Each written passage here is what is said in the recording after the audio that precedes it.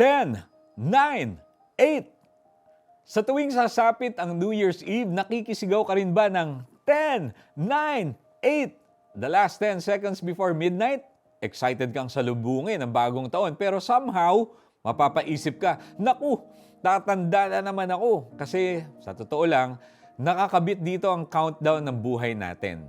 Pinapaalala ng sumulat ng Awit 90:12 na dapat itanim sa ating isip na maikli lang ang panahon natin sa mundo. And that's why he prayed to God to teach us to number our days. We ought to be careful how we live to grow in wisdom because our choices here on earth have eternal consequences. We must choose between life and death. At dahil sa ating mga kasalanan, nahaharap tayo sa kaparusahan ng kasalanan, which is eternal death. But because of God's grace and mercies, we are given the option to choose life. For the wages of sin is death, but the gift of God is eternal life through Jesus Christ our Lord.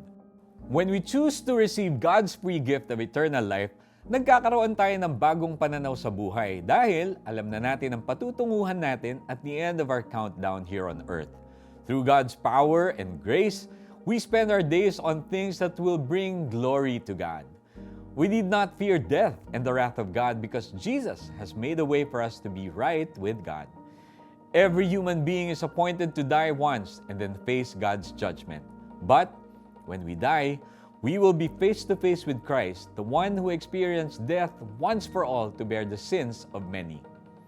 How are you spending your life's countdown here on earth? Let's pray. Lord Jesus, forgive me for not paying attention to your instructions on how I can make each day of my life count for your glory.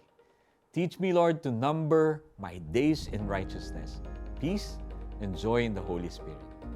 In Jesus' name, amen. Review how your life has been this year and then ask God to lead you and empower you to the things that are aligned with His purpose for your life in the coming year.